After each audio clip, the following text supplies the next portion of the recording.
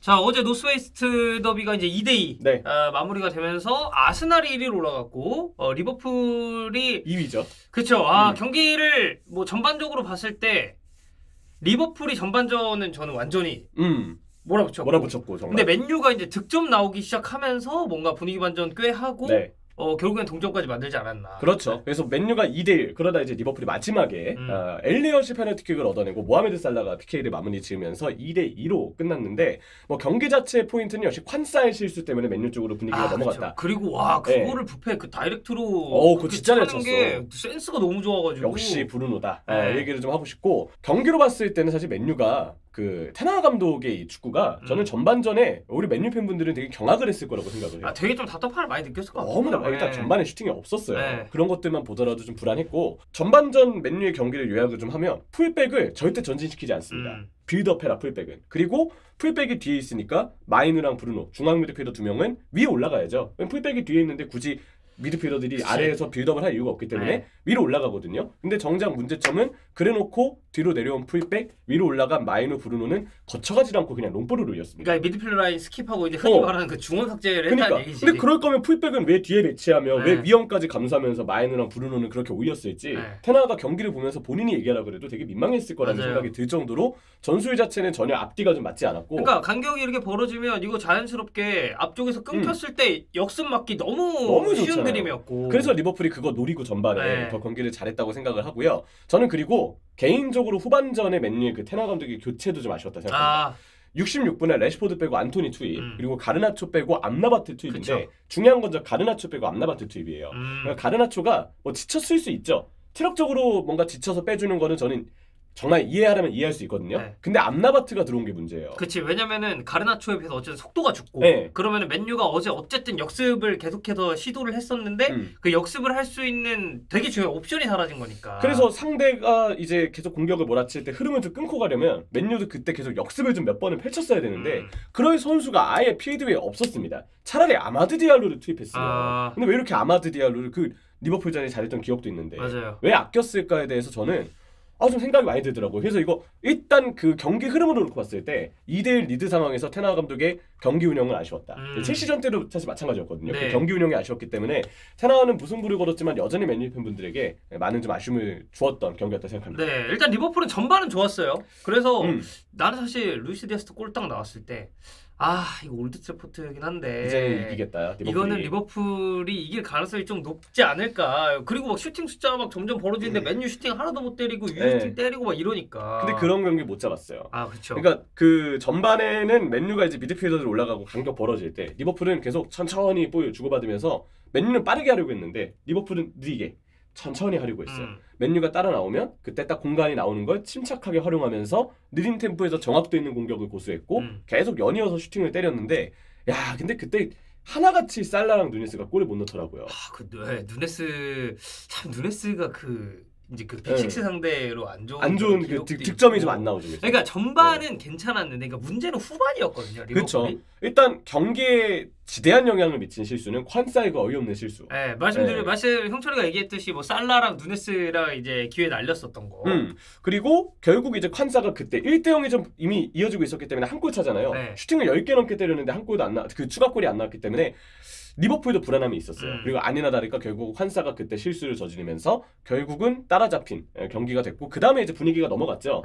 리버풀은 아마 콴사가 실수를 해서 빨리 우리가 만회해줘야 돼 이런 생각을 한 것 같은데 맨유의 빠른 템포에 리버풀이 후반 내내 말려들었어요. 맞아요. 근데 리버풀은 사실 빠른 템포를 고수해서 잘한 게 아니거든요. 느리게 가면서 맨유의 빠른 템포를 역이용했기 때문에 전반에 잘했던 건데 원정팀이어서 좀 긴장도 됐겠고 콴사의 실수 때문에 더 뭔가 선수들이 의기투합을 한 것 같은데 그게 결과적으로 부정적인 영향을 준 거죠. 그리고 이렇게 보면 올 시즌에 맨유가 리버풀 상대로 전적이 더 좋죠. 올 시즌 안 졌어요 맨유가. FA컵에서도 어쨌든 맨유가 이겼고 1승 2무입니다. 그리고 이제 본인이 또 직관가. 그것도 0대0으로 끝나고. 0대0으로 그 안필드였잖아요. 그러니까 중계했더니 이번에 또 무승부 나오고.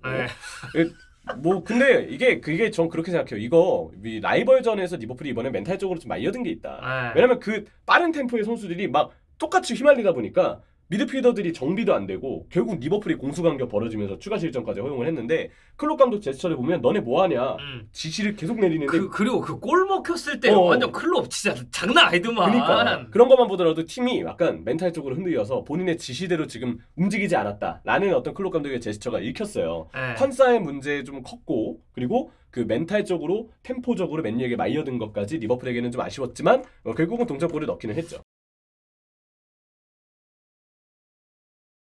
동점이 나오는 과정에서 그러니까 엘리엇의 페널티킥 유도 그리고 살라의 페널티킥 골이 나오고 난 다음에 현재 영국 쪽의 이제 리뷰 프로그램이나 아니면 SNS에서도 이제 그 장면이 좀 화제가 됐더라고요. 과연 엘리엇이 완비사카로부터 태클을 받았던 장면이 페널티킥이 맞느냐?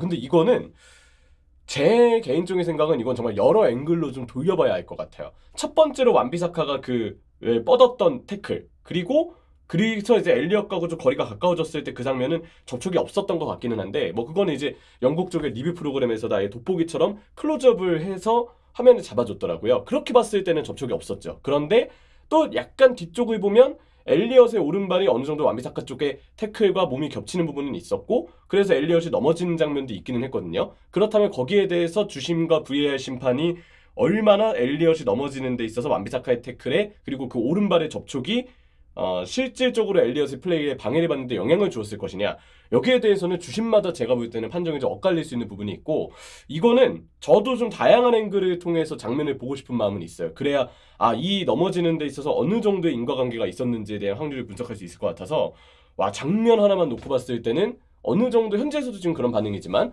얘기가 좀 오갈 수 있는 그런 장면인 거는 같습니다. 일단 맨체스터 유나이티드 입장에서는 역시 접촉의 정도가 경미하다 혹은 아예 없었다 라는 점에서 이거는 엘리엇의 오른발은 어느 정도 엘리엇의 중심이 무너진 다음에 접촉이 된 것이 아니냐 그렇기 때문에 PK 판정은 아쉽다라고 얘기할 수 있겠고 반대로 리버풀 입장에서는 공은 이미 지나간 다음에 공과 무관하게 완비사카의 태클이 들어온 것이 아니냐 태클 자체가 일단 질이 좀 좋지 않았고 무엇보다 엘리엇의 플레이는 오른발의 접촉에 의해서 오른발이 완비사카 쪽하고의 접촉에 의해서 실질적으로 무게중심이 넘어지는 데에는 오른발 쪽의 접촉이 영향을 준 것이기 때문에 플레이에 방해를 받은 것이 맞다라고 리버풀 쪽은 얘기할 수 있을 것 같아요. PGMOL의 반응이 아직까지 나오고 있지는 않은데 아마 PGMOL에서는 우리가 본 화면보다도 좀 더 다양한 앵글을 통해서 이 장면을 다각도로 보고 그 다음에 앤서니 테일러와 존 브룩스 VAR 주심의 판정이 옳았는지에 대한 확실한 결론을 내릴 거거든요.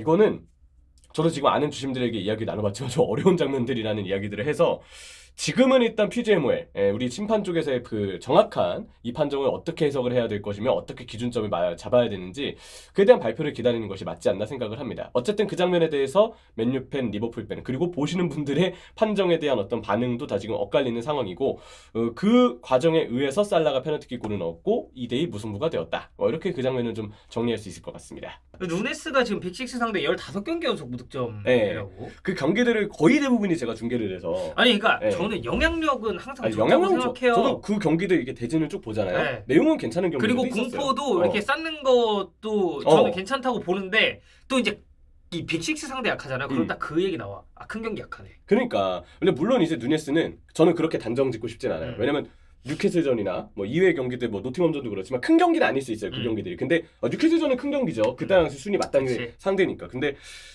누네스가 그건 있는 것 같아요. 결국 중요할 때 꾸준하게 골을 넣어주는 모습을 보여줘야 되는데 그런 모습에서는 아직 조금 더 리버풀을 위해서 보여줘야 될 거리가 있다. 결국 결정력이 더 중요한 거거든요. 누네스가 가지고 있는 영향력 그리고 중요할 때 뭔가 해주는 클러치 능력을 누네스는 저는 오히려 올 시즌 보여준 선수라고 생각해요. 근데 꾸준한 득점력인지에 대해서는 아직은 의문이 좀 남는 부분이 있고 그게 하필 우리가 흔히 이야기하는 빅식스 팀에게 무득점 기록으로 이어지기 때문에 공격수라면 결국 영향력 내용 다른 걸 떠나서 골을 넣어줘야 된다. 맞아요. 누네스가 그런 부분에서 아직은 팬들에게 만족을 주지 못했다라고 정리할 수 있을 것 같습니다. 어쨌든 경기적으로는 제3자 팬들이 보기에는 되게 재밌는 경기였고 근데 저도 재밌었어요 중계. 근데 이 VAR 관련된 논란이 사실 프리미어리그 이런 판정 관련 우리가 얘기를 너무 많이 해가지고 조금 더 좀 면밀하게 판정해줬으면 좋겠다. 체크를 해주면서 그랬으면 좋겠다는 얘기를 하고 싶네요.